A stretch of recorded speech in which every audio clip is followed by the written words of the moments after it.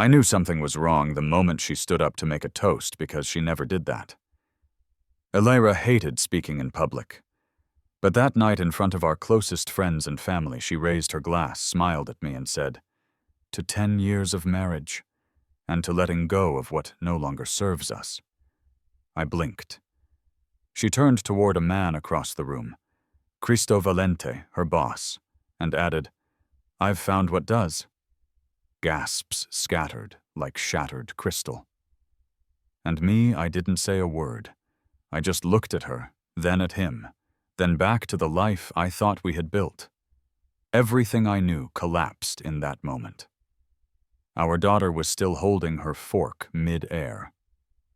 Before we dive into today's story, take a moment to share where you're watching from. We love seeing how our stories bring people together from every corner of the world. Your thoughts and comments are what make this community so special, and we're truly grateful to have you here. If you haven't already, don't forget to hit that subscribe button and turn on notifications so you never miss a new story filled with drama, resilience, and unexpected twists. Now settle in, get comfortable, and maybe grab your favorite drink because this is a tale you won't want to miss. Let's get started. I should have known something was off the moment Elira ordered the champagne herself. She hated speaking in public, and yet at our 10-year anniversary party under the golden lights of the Royce Hotel's grand ballroom, she rose with a glass in hand, smiled at the crowd, then fixed her gaze on me. "To 10 years of marriage," she said, pausing just long enough to build tension, "and to letting go of what no longer serves us." The words floated like perfume, sweet, sharp, hard to forget. Then she turned her body slightly. Her eyes locked with a man standing in the corner, Christo, her boss. The same Christo who sent late-night emails and called her during our dinners just for updates. Her smile widened. "I've found what does," she said, raising her glass in his direction. You could hear the breath leave the room. Glasses hovered mid-air, forks paused inches from plates. Someone let out an awkward chuckle, thinking this was a joke. It wasn't. Christo stepped forward, took her hand, and in that moment, without a single apology, she disassembled the life we had spent a decade building. I stood frozen. My mother looked at me, then at Elira, then down in shame. Our daughter Raya, just 12, dropped her spoon. It clanged against her plate like a bell, marking the end of something sacred. Before we dive into today's story, take a moment to share where you're watching from. We love seeing how our stories bring people together from every corner of the world. Your thoughts and comments are what make this community so special, and we're truly grateful to have you here. If you haven't already, don't forget to hit that subscribe button and turn on notifications so you never miss a new story filled with drama, resilience, and unexpected twists. Now settle in, get comfortable, and maybe grab your favorite drink because this is a tale you won't want to miss. Let's get started. Christo kissed her on the cheek. The room had gone silent now, more uncomfortable than shocked. My father-in-law stood up. "Is this a joke?" he asked, half yelling. Elira blinked. "No, Dad. It's not." Then she looked at me. "I'm sorry it had to happen this way." This way. A waiter accidentally knocked over a water glass nearby, and the crash jolted me out of whatever trance I had fallen into. I turned and walked out. Not because I was weak, but because if I had stayed 1 second longer, I might have screamed in front of my daughter, might have done something unforgivable. Outside, the air was cool, biting, indifferent. I stared up at the luxury towers of Manhattan and wondered how everything could come crashing down in such silence. No warning, no signs I could have understood, just betrayal dressed in evening wear, toasted over champagne. I didn't go home that night. I didn't even tell anyone where I went. I walked, for hours, past glittering windows, happy couples, laughing strangers. And the whole time her words echoed in my ears, not the betrayal, but the casual cruelty of it all, letting go of what no longer serves us, like I was a pair of shoes or a bad habit. The worst part, I had been planning to give her a necklace, custom designed. Our initials woven together in rose gold. I had it in my coat pocket the whole night. I never took it out. And that's where this story begins. Not with a fight, not with an affair, but with a toast. A room full of silence, and a man learning that everything he believed about love, loyalty, and family was wrong. The morning after the rupture dawned cold and still, as if the city itself was holding its breath. I woke on the couch, one elbow pressed into the fabric, my thoughts echoing her words, letting go of what no longer serves us. I lingered there, the weight of betrayal pinching my chest, but I didn't cry. Not yet. Instead, I rose late, sipped black coffee, and watched Raya, our daughter, shuffle past in pajamas, her eyes swollen. She didn't ask a single question. That silence was louder than any argument. I knew I needed to move, not react. By noon, the penthouse felt foreign. Every picture, every candle seemed to mock me. I left without a word, carrying a sleek velvet pouch, the necklace I never gave her. I placed it in the drawer of the midtown apartment I'd arranged before the party, somewhere I had to store the remnants of the life she erased. Inside the apartment, empty except for a couch and a desk, I unpacked 2 boxes, one for my clothes, another for the evidence I had quietly begun compiling. Receipts from trips where Elira claimed business expenses, screenshots of Christo's late-night messages, a bank statement for a dinner in Paris, time-stamped hours she'd said she spent sick in bed. I laid them out on the desk. Purpose felt clearer than grief. I flipped on my laptop, searched prenup clauses, public humiliation, and made notes. What I couldn't say aloud, I wrote down. Raya poked her head inside. Dad. I closed the laptop. Hey, princess, how are you? Okay. Want cereal? She nodded. We ate at the kitchen island. I didn't ask about her mother. I didn't mention the night before. Instead, I watched her stir her milk, thinking how fragile family had become. Later, I went to Elias Shin's office. He was waiting face composed. I handed him the velvet pouch. For the necklace, I said. And these. I passed the evidence folder, now detailed and organized. He didn't say much.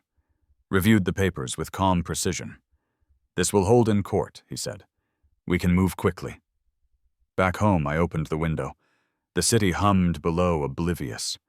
I traced the skyline with my eyes. I thought about everything we had built, and how easily a single sentence could crumble an empire. Raya joined me, leaning against my leg. I put an arm around her. We'll be okay, I whispered. She looked up at me and nodded. No words needed.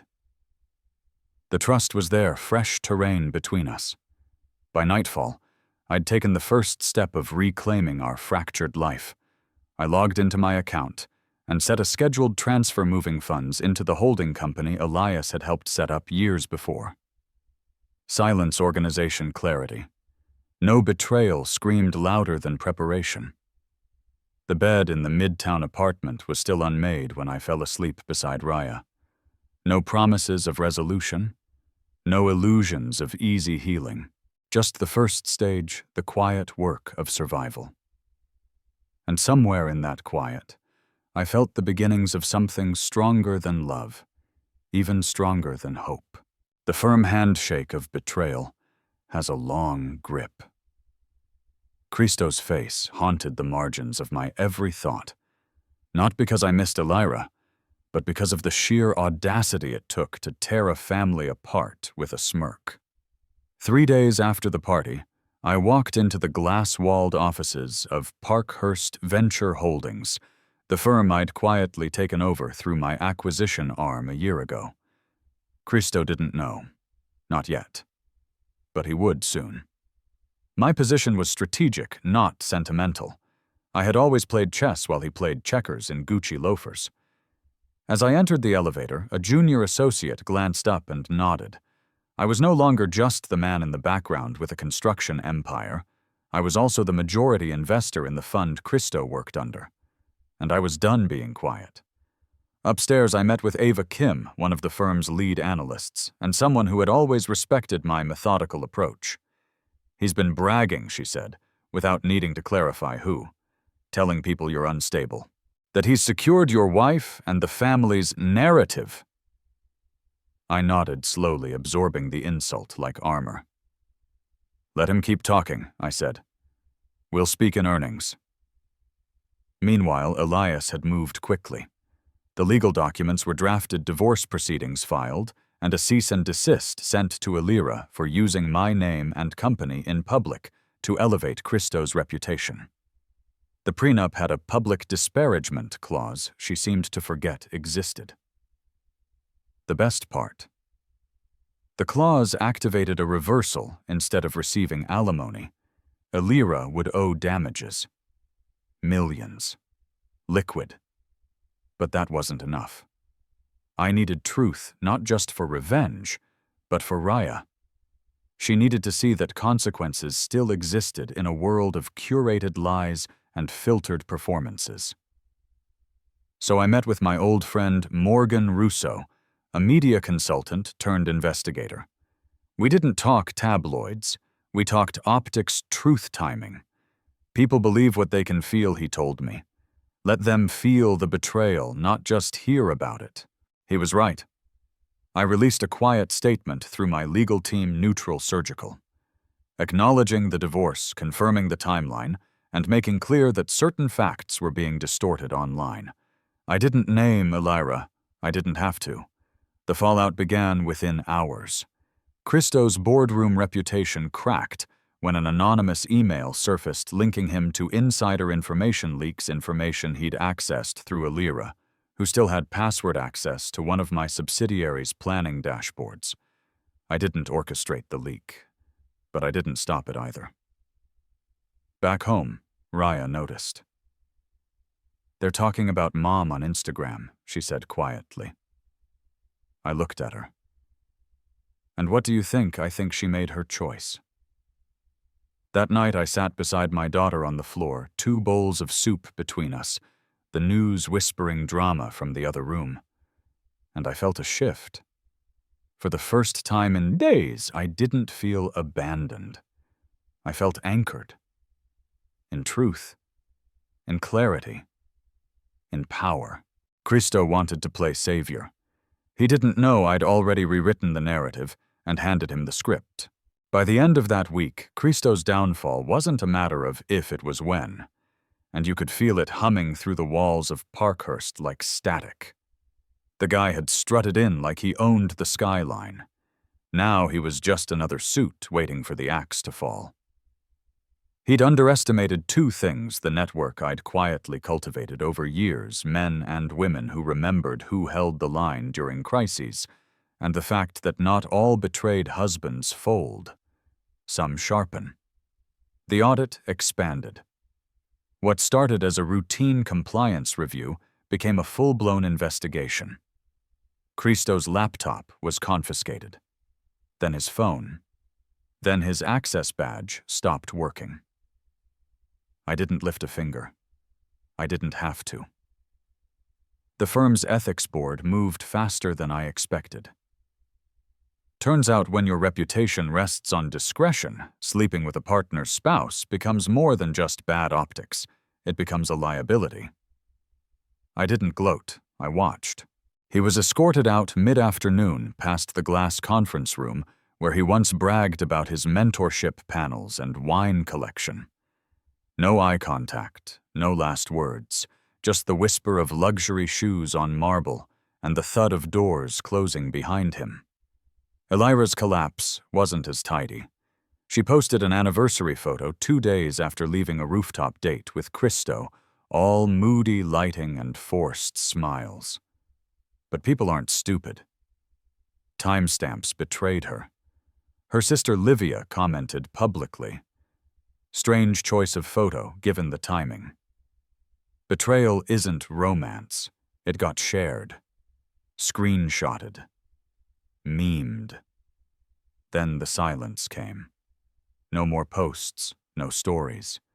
Eventually, her entire profile vanished like it never existed. I didn't shield Raya from the truth.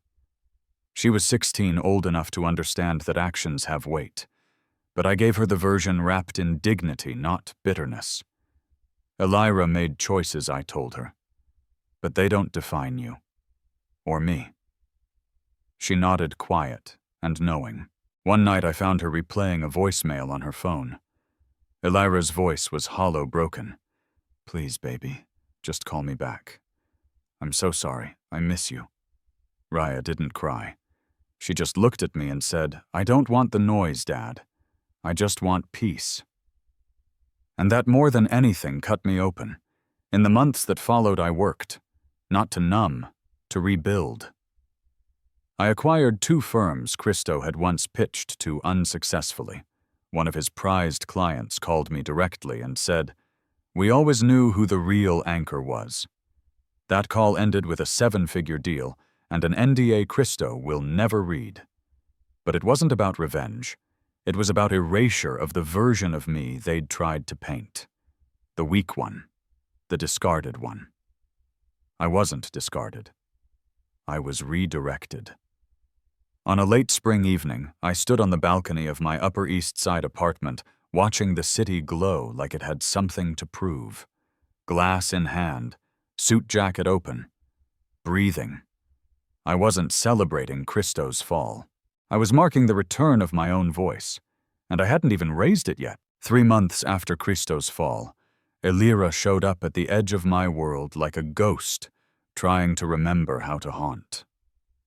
Not at my office, not at home, but at Raya's violin recital. She stood in the back, sunglasses on indoors, arms crossed, like the room owed her warmth it no longer recognized. I didn't acknowledge her. Raya didn't either. Not because we'd rehearsed it, but because we didn't need to. Afterward, she approached as we exited into the late evening breeze. "Can we talk?" she asked, eyes darting between me and Raya. My daughter didn't stop walking. I gave Elira a look that said everything. That time is gone. That night she sent an email, not a message. An email. Formal, almost corporate, as if she were filing a grievance instead of grieving a family. "Nathan, I made mistakes, I know that. But I'm trying to rebuild my life, and I'm asking, please, can we talk for closure, for peace, for Raya?" I didn't respond. Instead, I reopened the letter Christo once left at my door the week the affair was exposed. It had been months since I'd touched it. Part confession, part justification he'd written about how Elira deserved more laughter, how their connection was never meant to hurt, and how he hoped I would heal. But what stood out this time wasn't the arrogance. It was the cowardice. He'd moved to Austin, a tech startup, rebranded himself as a strategic vision consultant. I watched one of his videos, tight shirt, fake smile, generic advice wrapped in buzzwords. It was the kind of man he always secretly was, style without spine. Meanwhile, Elira had lost her marketing job after a flood of internal complaints. Rumors said a client recognized her from the scandal online and refused to work with her. Reputation, as it turns out, doesn't forgive as quickly as marriage once did. I never needed vengeance. Life had its own rhythm, its own hand. But still I had a decision to make. Elira's message lingered. For Raya's sake, not Elira's, I agreed to meet. We sat across from each other at a small corner table downtown. She wore black, like she was in mourning, but for what I couldn't say. Maybe the version of herself that believed she could always come home. "I lost everything," she said. Voice small. My job. My family. I thought I was chasing something real." And I asked. Her eyes welled. It wasn't. He wasn't. I let silence stretch between us like a bridge I refused to rebuild. I want to earn my way back to Raya. Slowly. Whatever that means, she added. She'll decide that, I said. Elira nodded. And you I already rebuilt, I said simply. And I didn't need to burn anything to do it. As I left, I felt no triumph, no anger, just clarity. Closure doesn't come from apologies. It comes from no longer needing them. Elira's request hung in the background, like a faint echo always present, but never urgent enough to demand my attention. I didn't respond again. I didn't need to. That dinner had said everything, but that didn't stop her from trying. She sent letters to Raya, handwritten. 3 of them. The first was cautious, the second full of regret, and the third pleaded, I don't know who I am without you. Raya read them once, folded them back carefully, and placed them inside a shoebox she didn't bother hiding. I'm not ready, she told me one night, her voice quiet under the lamp glow. I might never be, and I respected that, because healing doesn't happen on someone else's timeline, especially not someone who detonated the house and called it freedom. Meanwhile, Christo resurfaced in headlines, again not for success, but for scandal. A workplace harassment suit filed by one of his new startup's junior partners. The language in the filing was almost poetic, a pattern of manipulation disguised as mentorship. I didn't rejoice.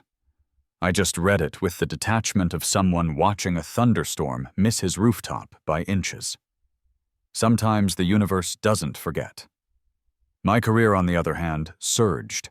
I was invited to speak at a leadership summit hosted by Forbes, then profiled in a financial column titled The Quiet Reinvention of Nathan Hale. I didn't seek it. It came because I stopped chasing anything that wasn't rooted in integrity. The market noticed. Clients returned. Competitors didn't just lose, they started calling for guidance. Raya began shadowing me at work twice a month. Curious not about power, but about discipline. She carried a journal everywhere, jotting down what she called quiet lessons. Like what I asked once. Like when to speak, when to listen, and when to walk away without making noise. She was 16, going on 40, and I'd never been prouder. Then one day, out of nowhere, she asked, "Do you think Mom really loved him?" I didn't answer right away, because the truth wasn't simple. I think she loved the idea of someone who wasn't bound by the weight of responsibility, I said finally. But love without weight is just escape. She nodded slowly. I don't want to escape things, she said. I want to build things. And I knew then whatever Elira had fractured Raya had reforged stronger. A few weeks later, I received a letter. Not from Elira. From Elira's mother. She wrote, Nathan, I've watched from afar with both guilt and admiration. You were the one thing I underestimated in this entire mess. Not because I thought you were weak, but because I forgot how powerful grace can be. Thank you for raising my granddaughter with honor when her own mother faltered. I don't expect a reply. Just, thank you. I sat with that letter for hours. Forgiveness isn't owed, but recognition. It lands differently. And in that quiet moment, I realized my story was no longer about what I'd lost. It was about what I'd kept, and what I was still becoming. It was a Tuesday when the invitation arrived. Embossed envelope, silver lettering, tasteful, deliberate. Christo and Elira were hosting a fundraiser gala for a mental health nonprofit. His company, despite the recent scandal, was still clinging to its glossy PR campaigns. and Elira listed as Executive Outreach Chair. Raya handed it to me without a word, her expression unreadable. "What do you want to do with it?" I asked. She shrugged, but her lips tightened. "They don't get to rewrite everything she said." That landed harder than I expected, because that was exactly what they were trying to do, rewrite the past with new costumes, new titles, new optics. But a polished narrative didn't change the rot beneath. I placed the envelope in a drawer. But the idea stuck. That night I received a call from one of Christo's former partners, Evan Marks. We'd crossed paths years ago at a regional conference, polite, brief, forgettable. But this call, not forgettable. "I thought you should know," Evan said. "He's been pitching new investors under Raya's name, telling them your daughter might do an internship with the firm.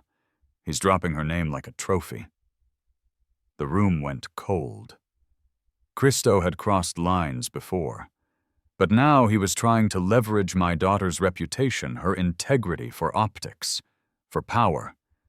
He wasn't just rewriting the story. He was trying to cast himself as the protagonist. And that's when something inside me shifted. Not with anger, but with resolve. 2 days later, I filed for a cease and desist through our firm's legal counsel. I included documentation timestamps and Evan's statement. Christo's lawyer responded with the usual corporate smog, misunderstanding, unintended implication, amicable solution. But Christo knew exactly what he'd done. And now he knew I wasn't going to let it slide. Raya overheard part of a call. "He's scared of you now," she said. "No," I replied. "He's scared of being seen for what he actually is. And maybe that's worse. That weekend I took Raya to the lakeside cabin we hadn't visited since before everything collapsed. The one Elira used to call her thinking place. Funny how things invert. It had become our place now. Quiet. Solid. Real. Raya sat on the porch sketching. Not music this time, she was drawing architecture. "I think I want to build things people can live inside," she said. "Something permanent." "You already are," I told her. And I meant it. Because what she was building between her past and her future was a structure more honest than anything Christo or Elira could fake with their events and slogans. They had their galas. We had this porch. They had their photos. We had memory. They had narratives. We had truth. And as the sun lowered over the lake, I knew we were no longer reacting to the damage. We were designing what came after it. The gala photos hit social media 2 days later. Christo stood center stage, perfectly framed, delivering a speech about healing and accountability. Elira wore a muted emerald dress that looked borrowed from a stylist's catalog, elegant, curated, devoid of substance. Between them stood a banner, "The future is forged through honesty." The irony nearly choked me. But what caught my attention wasn't them. It was a girl behind them, a teen volunteer handing out programs. Her expression captured mid-glance as she looked toward Christo with the same unease I used to feel watching him charm boardrooms. Raya saw it too. "That girl doesn't trust him," she muttered. And suddenly I saw the truth. Christo wasn't just rewriting the story. He was franchising it. That weekend, my firm finalized the quiet acquisition of a struggling software startup in Christo's sector. We hadn't planned it this way.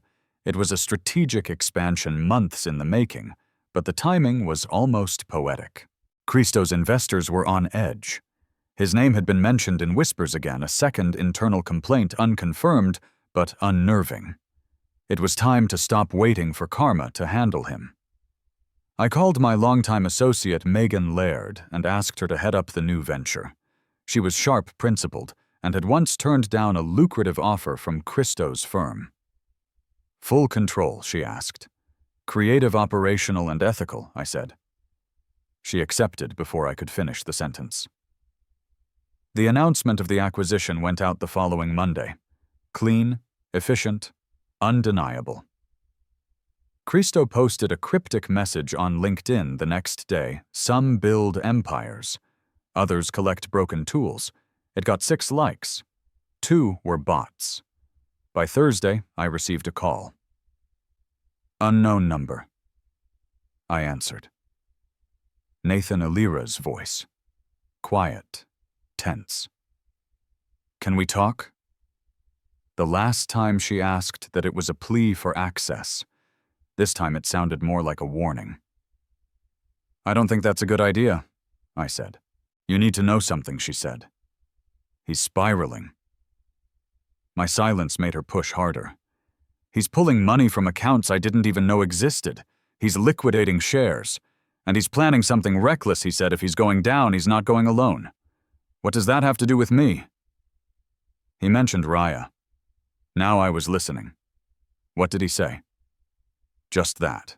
She's his leverage, that people believe what they see. And she looks good in photos. The breath left me slowly, not panic calculation. I thanked her and hung up. By morning, I had a private security detail assigned discreetly to Raya's school and music studio. Not overt, just present. I didn't tell her right away. I didn't want fear to take root. I needed her to feel safe, not watched. That same day, I walked into Christo's headquarters unannounced. His receptionist blinked. He's not. He'll make time. And he did. He looked smaller in person than in the press photos. Not physically, energetically. Like the gravity he once carried had bled out through the cracks of his ambition. Nathan, he said, all faux warmth. To what do I owe the, I know what you said. About Raya. Try anything and you won't just lose your company.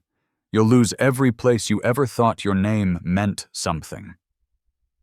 He stared at me, tried to measure the threat.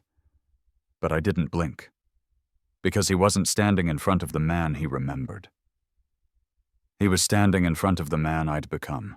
Christo didn't retaliate immediately. He smiled instead. That polished plastic smirk I used to mistake for confidence. You've changed, he said as if the realization amused him. No, I replied. I've just stopped playing nice. He leaned back in his chair, drumming his fingers on the glass desk. Careful, Nathan.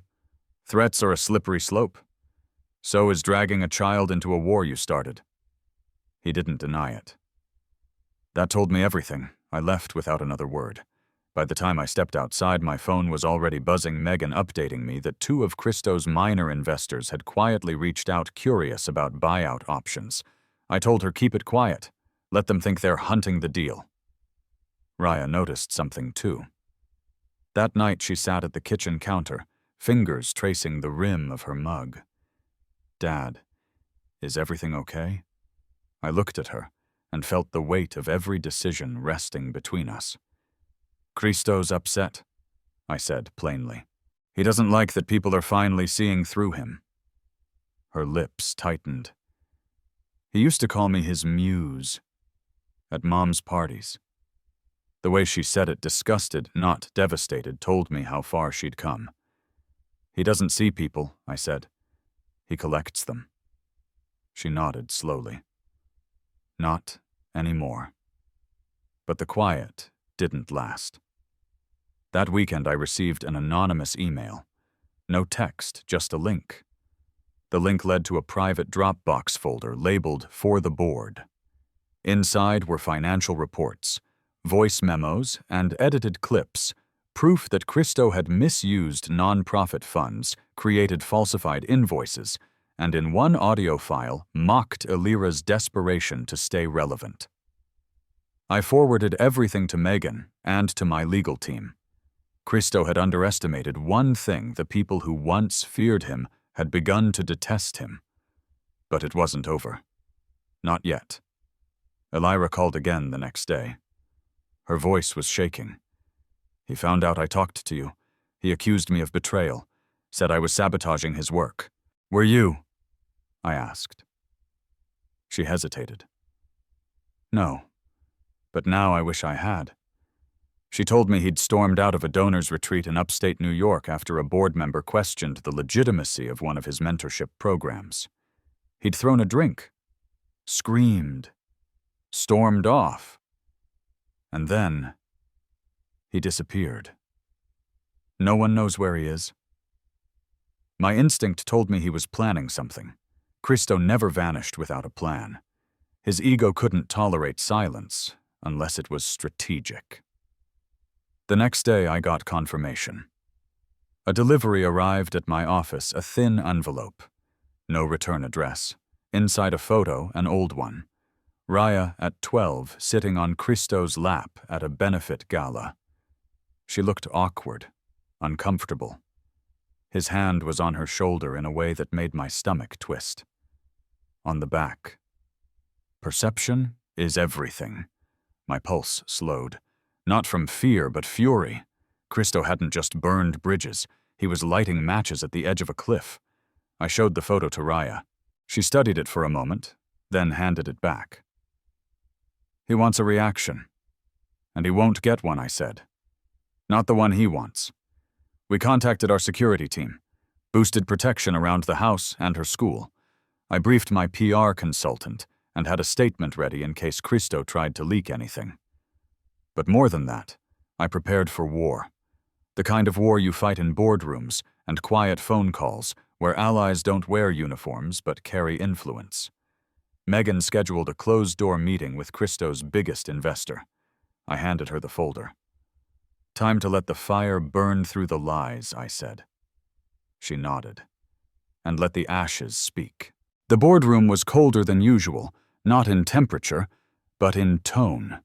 Christo wasn't there, but his name hovered like fog over every document, every silence between colleagues too afraid to be the first to speak. Megan passed me a discreet nod. They've seen the files.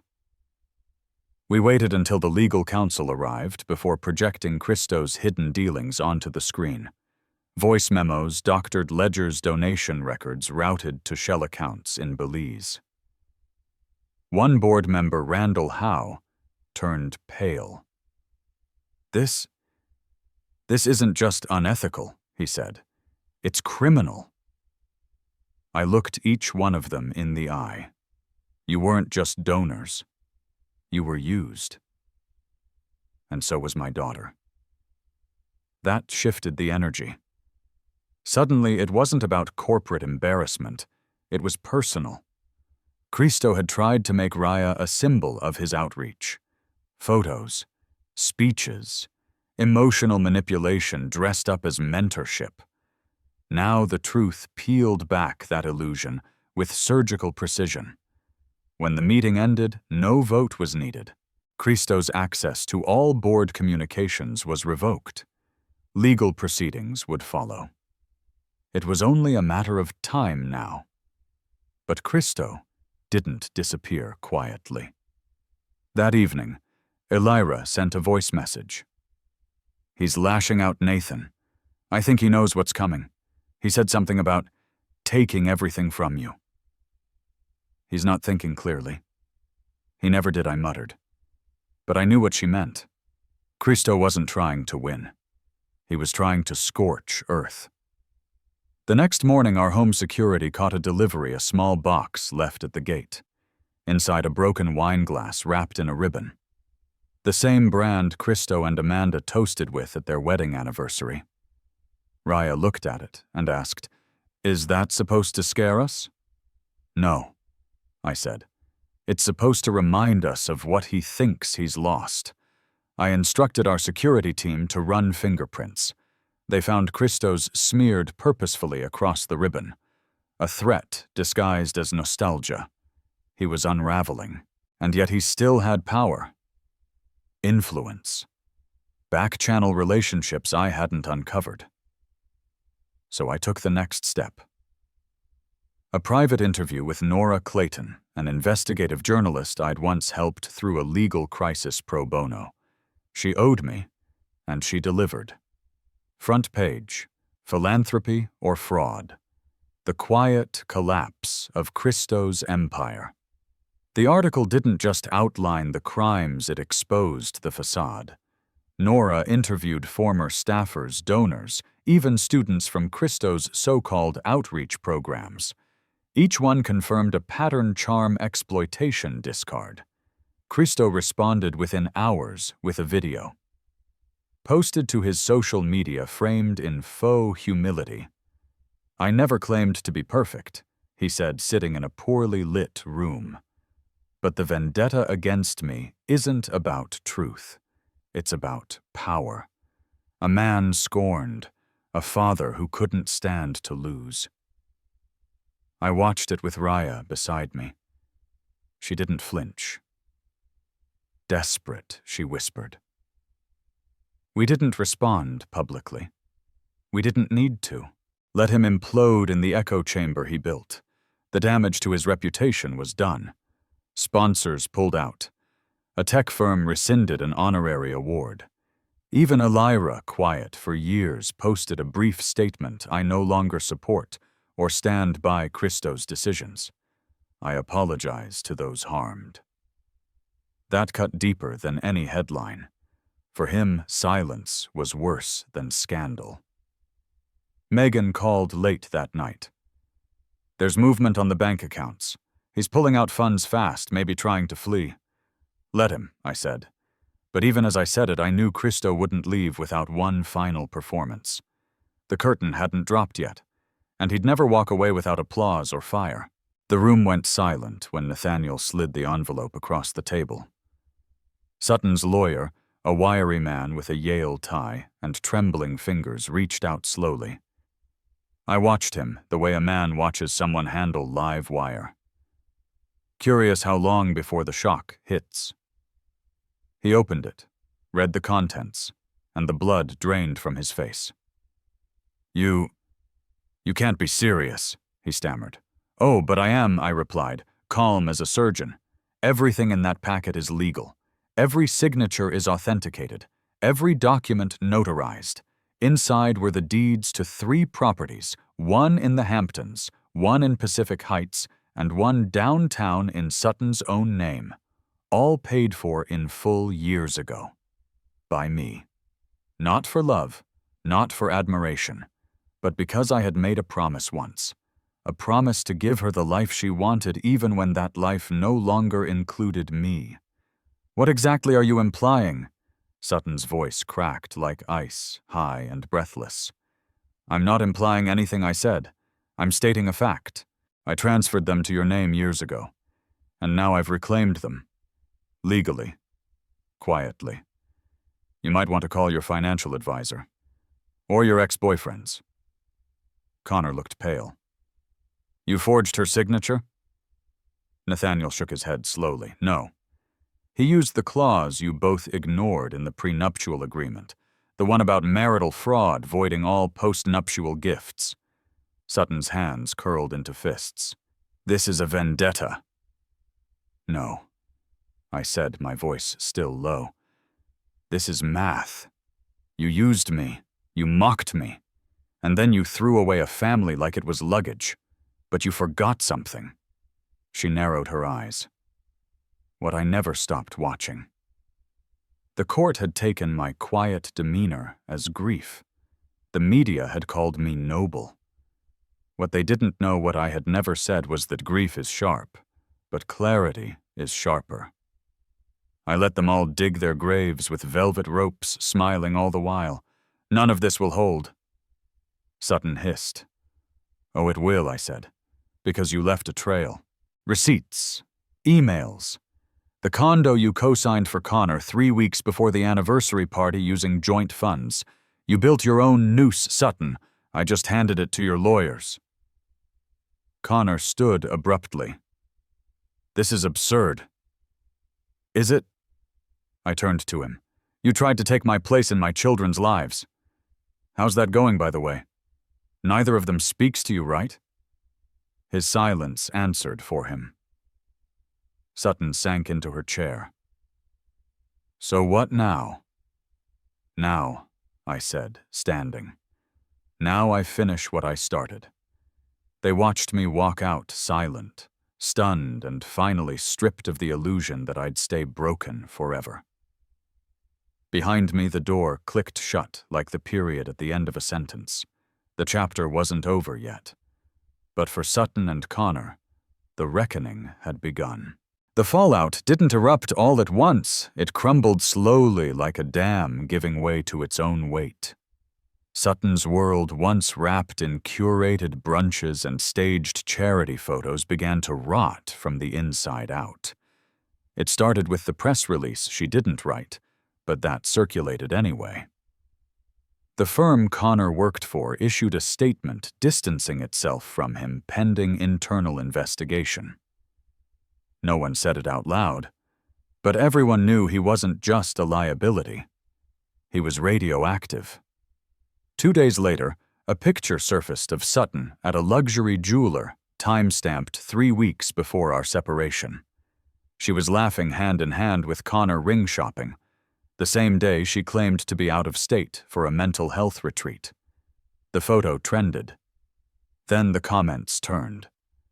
Beneath the headlines of public disgrace was something deeper, something quieter. My daughter Ava showed me her phone one evening and asked, "Was Mom always like this, or did we just not see it?" I didn't answer right away, because I knew the truth. She had always been like this. We just didn't want to believe it. The kids had made their choice long before the legalities were resolved. Our son Caleb, usually reserved, called me one night from his dorm and said I don't want to see them again. Is that okay? I said yes. I said always. And I meant it. By the time the court convened for the final asset review, Sutton's lawyer had changed twice, and Connor had disappeared entirely from the courtroom. Rumors swirled that he'd left the city, maybe the country, possibly under duress. I didn't care. He was no longer my concern. He had tried to hijack a life he didn't build, and now he was drowning in one he couldn't afford. Sutton tried one last time to reach out. A voicemail. Her voice brittle, empty of fire. I didn't expect it to end like this. I thought you'd always be safe. That word. Safe. That's what I had been to her, a guarantee. A safety net she could walk all over and still expect to catch her.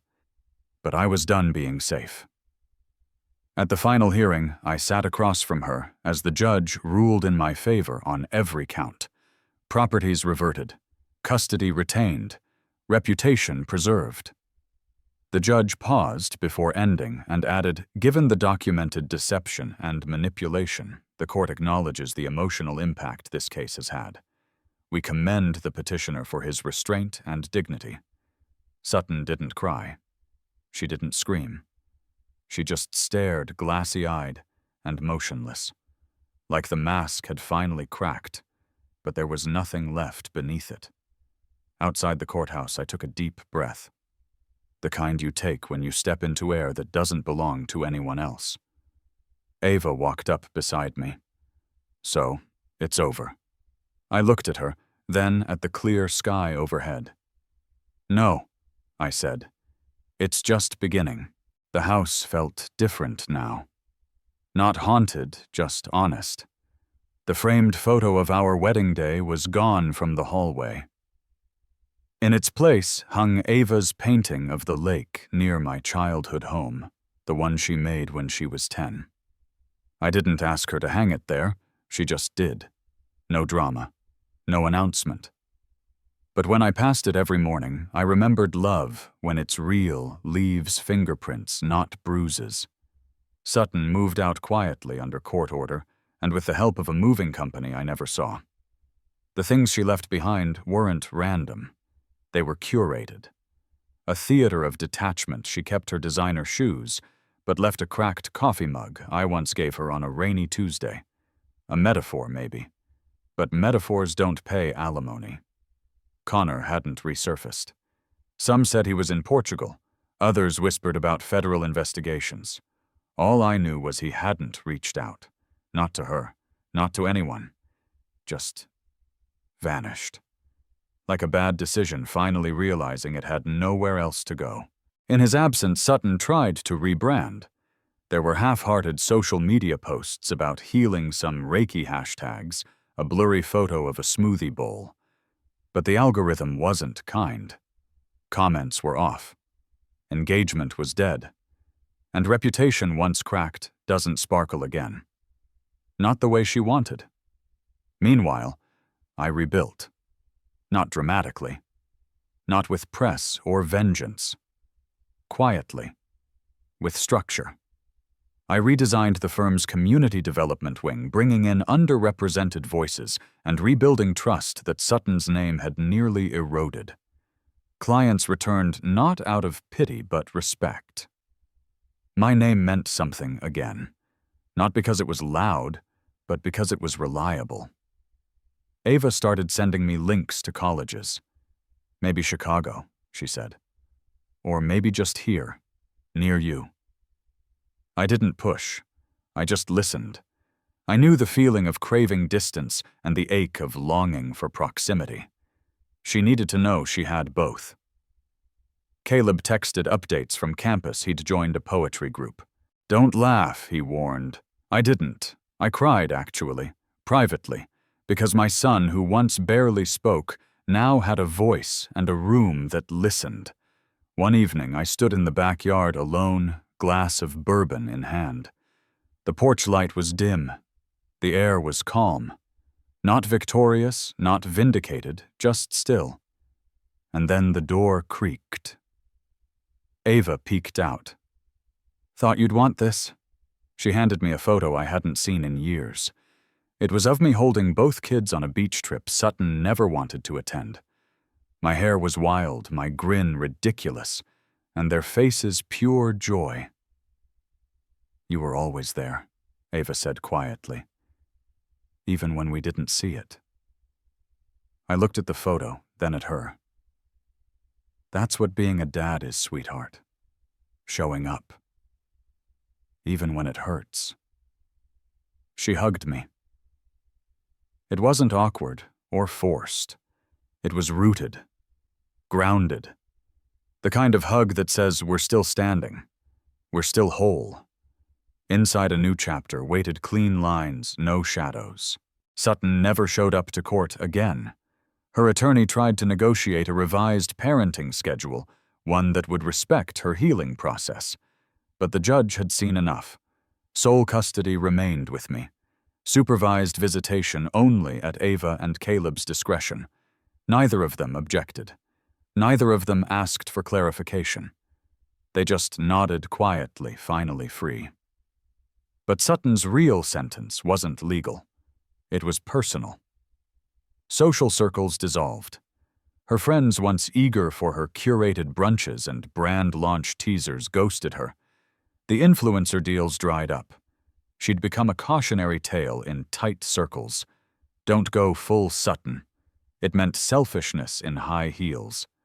Fame chased without foundation. Love replaced by optics. One afternoon, as I reviewed paperwork at my office, an envelope arrived, no return address, just my name in Sutton's handwriting. I almost tossed it. But something stopped me. Inside was a single page. No perfume, no flourish, just ink pressed hard. I see it now. You were never trying to win.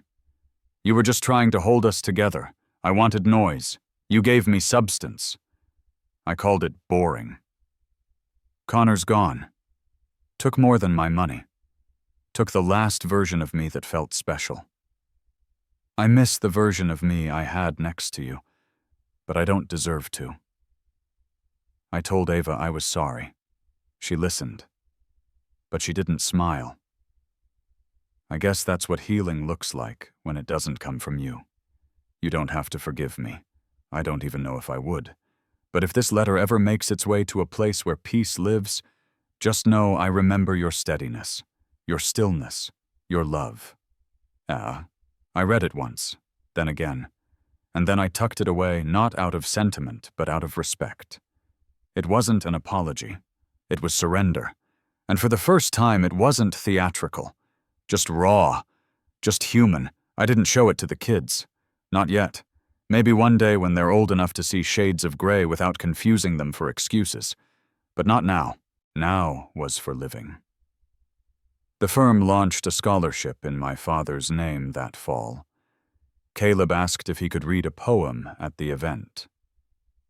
I said yes. His hands trembled, but his voice didn't. When he finished, the room rose in quiet applause. Not just for him, but for the quiet victories, the ones you can't post, but feel in your bones. Ava began working weekends at a local architecture firm, shadowing real-world projects. It's not glamorous, she said, but I feel like I'm building something real. I didn't miss the double meaning, and I stopped waiting for the other shoe to drop. I let the silence be sacred, not scary. I made dinner most nights. I laughed more easily. I looked in the mirror and saw a man I didn't need to defend anymore. We weren't just surviving. We were shaping something honest. And Sutton, she remained a lesson. Not a wound, not a wish. Just a name that once echoed and now whispered into the past. There was no grand finale, no confrontation on a windy cliffside, no fireworks announcing justice, just a quiet morning in early spring. The kind where the sunlight spills across the kitchen floor like it's choosing to stay. Ava sat at the counter scribbling notes for her design portfolio. Caleb leaned on the fridge door, debating whether to finish last night's leftover pasta. I sipped my coffee and realized we had arrived. Not at perfection, but at peace. Peace didn't roar. It whispered. The drama that once dictated our days had gone mute. There were no more frantic calls from lawyers, no passive-aggressive messages laced with sugar. Sutton had disappeared from our daily orbit, not because we blocked her, but because she no longer held gravity. She had spun herself out of our system. The last trace came in the form of a mutual acquaintance, a brief mention at a fundraiser. Sutton's consulting now. Something in branding. The woman said it like an afterthought, like remembering a car that once caught fire on the side of the road. That night I found Ava curled up on the porch swing. "Do you think she ever really loved us?" she asked. I didn't rush to answer. The question wasn't about Sutton. It was about how people survive being unloved. "I think she loved the version of herself she saw through us," I said. "But real love isn't projection. It's presence." Ava nodded. She didn't cry. She didn't flinch. She just tucked her knees closer and said, "That makes sense now." In that moment, I knew she wasn't asking for closure. She'd already built her own. Caleb's healing looked different. He didn't speak her name, but he stopped hesitating before calling me Dad. No more stutters. No more sideways glances for approval. Just the word honest and effortless. He even asked if I'd help him with his science fair project, a solar-powered irrigation system. He wanted to solve real problems. I smiled. He already had. The house changed, too. The sterile minimalism Sutton once imposed gave way to warmth books on tables, mismatched mugs, a calendar crowded with Ava and Caleb's scribbles. We were messy. We were alive. At the firm, they offered me a managing partner position. It wasn't just a promotion, it was trust rebuilt. After everything, I hadn't just weathered the storm. I'd earned back the sun. One Saturday, as we repainted the living room, a soft, forgiving blue. Caleb asked what we'd name the new puppy. We hadn't gotten one yet, but the idea had begun to circle. Ava suggested Echo. Caleb wrinkled his nose. That sounds like something lonely. He was right. We were done with echoes. Done with the past, bouncing back just to remind us of the ache. We wanted something new. something that didn't look back. We chose Sunny, because even after everything, even after betrayal and heartbreak, and years of holding a family together with nothing but sheer will, light still found a way in. And we let it stay. Sometimes the loudest victories are the ones never shouted. They happen not in courtrooms or conference halls, but in quiet kitchens, in the way a hand brushes against a coffee mug without trembling, or how silence no longer feels suffocating. Healing isn't always a grand event. It's a series of soft returns of dignity, of voice, of self. Betrayal, when it comes, tries to rewrite who we are. It tells us we were never enough, never wanted, never truly seen. But survival isn't about disproving that lie with revenge. It's about living fully kindly and on your own terms. It's about refusing to carry someone else's shame as your truth. In the end, the past does not disappear, but it loses its teeth. The sting fades, and in its place comes something quieter, deeper clarity. And that clarity becomes the compass for the future, not forged in spite, but in strength. To those who have been discarded, dismissed, or diminished, know this: your silence is not your defeat. Sometimes it is the strongest form of reclamation, because the ones who walk away without bitterness are often the ones who've won more than anyone will ever know. Thank you for being part of this journey. If this story resonated with you, we invite you to share your thoughts in the comments. And if you haven't already, please subscribe and turn on notifications so you never miss a story that might just mirror your own. Until next time.